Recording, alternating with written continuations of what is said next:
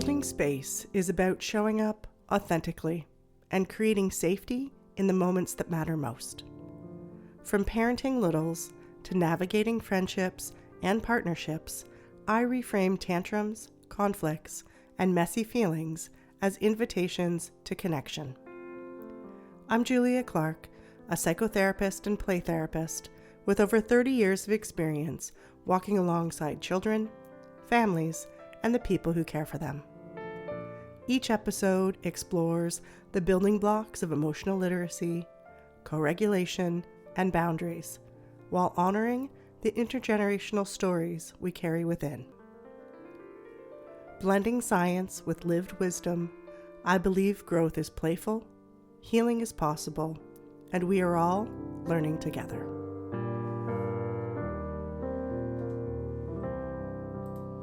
Hi, I'm Julia, and together we're holding space. Today, we're exploring a behavior that is often misunderstood, not because it's loud or disruptive, but because it's quiet, still, frozen, gone, but still here. We're talking about the child freeze response. The blank stare, the sudden silence, the I don't know, the collapsing into themselves, the hiding under the table, the rigid body, the child who simply will not or cannot speak or move. To adults, freeze can look like avoidance, shutting down, or sometimes even defiance. But through the lens of Peter Levine, founder of somatic experiencing, we see something different, something tender. Freeze is not a choice. Freeze is not misbehavior. Freeze is a stalled stress response, waiting for safety to complete its cycle. The body isn't refusing, it's protecting. Peter Levine says the body knows how to heal when it feels safe. Levine's work teaches us that when the nervous system senses danger, real or perceived, it initiates a stress response: fight, flight, or freeze. Freeze happens when neither fighting nor escaping feels possible. It's the nervous system's last attempt to survive. In children, freeze doesn't look dramatic. It looks subtle.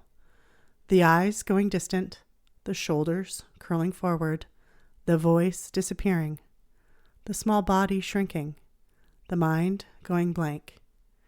And here's the key. Freeze is not an end state. Freeze is a pause in the middle of a stress cycle that hasn't been allowed to finish. Children come out of freeze not through force, logic, or correction, but through safety, and often through play. Why children freeze? Freeze is activated when a child feels overwhelmed, unsure, ashamed, scared, pressured, misunderstood, overpowered, caught in conflict, rushed, or emotionally flooded. Freeze says, I can't handle this. I need time. I need safety. Don't ask me anything yet. My body is overwhelmed. The nervous system withdraws energy from speech, movement, and expression to protect itself. Children who freeze are not uncooperative. They're overwhelmed. Let's look at some real-life examples of what freeze looks like beneath the behavior. At home, the I don't know moment. You ask your child why they hit their sibling. They stare at the floor, shoulders up, breathing shallow, and they say, I don't know, or nothing at all. It can feel evasive, but inside their nervous system has gone offline. Their brain literally cannot access language. They need safety, not answers. A soft, I'm here, take your time, is the bridge back to connection. During conflict, the child who disappears. A child is yelled at, corrected, or rushed. They suddenly go quiet, still, blank, frozen. Parents often think they're ignoring me, but the child's body is saying, this is too big. I need to shut down to cope. This is freeze. This is not a wall. It's a shield. In the classroom, the silent child when called on. A teacher asks a child a question. The child stares, stiff body, no response. Maybe tears start without words. This isn't defiance. This isn't avoidance. It is performance pressure overwhelming the nervous system. Freeze dissolves with attunement, not increased expectation. In the playroom, the power of symbolic completion. Children often enter freeze during emotional play. A character's trapped, a stuffed animal's hiding, a figurine's curled up. I watch the child's breath, posture, and eyes. If they go still, I don't push the story forward. I slow down, match their pace, and wait. And when safety returns, the child often completes the cycle. Through movement, the animal gets rescued, the character runs, the story unsticks. Play becomes the vehicle for completing the stress response. This is Levine's work made visible. What helps a frozen child thaw? Children thaw through connection, not correction. They move out of freeze when the body senses, I'm safe. Here are some ways to support that. 1. Co-regulate with your own presence. Sit nearby, use a warm tone, and slow your breathing. 2. Remove the pressure to talk. Take your time. No rush. I'm here when you're ready. 3. Use simple grounding cues. Feel your feet. Let's take one breath together. Here's my hand. 4. Offer choices. Do you want to stay here or move to the couch? Choice restores agency. 5. Follow the body, not the behavior. If they're frozen, don't ask questions. Match their pace. Let them thaw. 6. Allow micro-movements. Wiggling fingers, shifting weight, squeezing a small toy. These are stress cycle completion signals. 7. Invite play gently. Want to roll a ball back and forth? Want to draw while I sit with you? Play helps the nervous system finish what freeze interrupted. 8. Repair rupture softly. If your tone contributed to freeze, own it. I got louder than I meant to. I'm here now. Safety melts freeze. Freeze cannot melt without safety. Why play helps complete stress cycles. Peter Levine teaches that animals in the wild escape freeze through instinctive movements, shaking, running, trembling. Humans have the same biology, but our social environments often prevent us from completing these natural instincts. Play becomes the child's way to finish the cycle.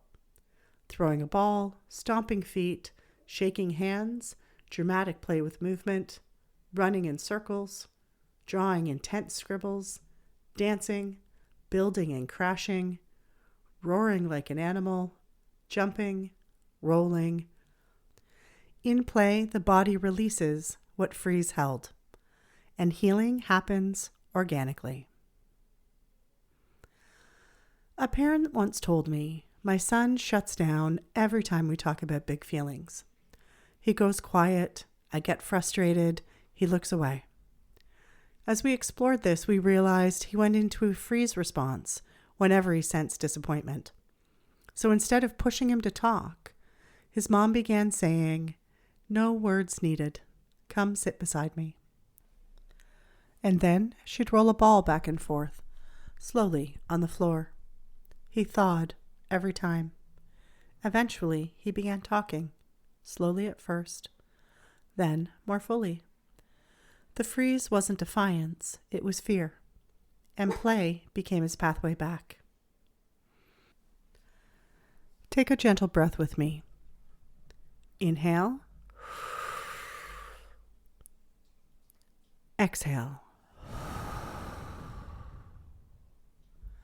Think of a child, teen, or adult who goes still when things get big, who shuts down, retreats, or folds inwards. Ask with softness, what overwhelm is their nervous system protecting them from? How can I help them feel safe enough to thaw? What play, movement, or connection could complete this cycle?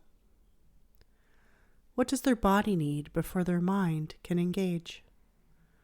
Freeze is not a failure. It's the body doing its best to survive overwhelm. And with safety, pacing, and attuned presence, the freeze can soften and the true self can reemerge. This is part of our Holding Space series, where we learn to see behavior through the lens of the nervous system and meet it with compassion, curiosity, and connection. Thank you for being here and for holding space with me. If the content of this podcast really resonated with you and you'd like to go even deeper, I'd love to invite you to step into this work more fully. Beyond the podcast, there are many ways that we can connect. Individual therapy for your child, parent coaching or support for yourself, and deeper I Am sessions that explore intergenerational patterns. Additionally, I also offer webinar workshops and weekend retreats for parents, classes, intensive trainings and supervision for therapists, and large group presentations for educators or school presentations. Each are designed to help us hold space for the next generation of children in safe, attuned, and meaningful ways. You can learn more and explore what fits best for you at clarity.family.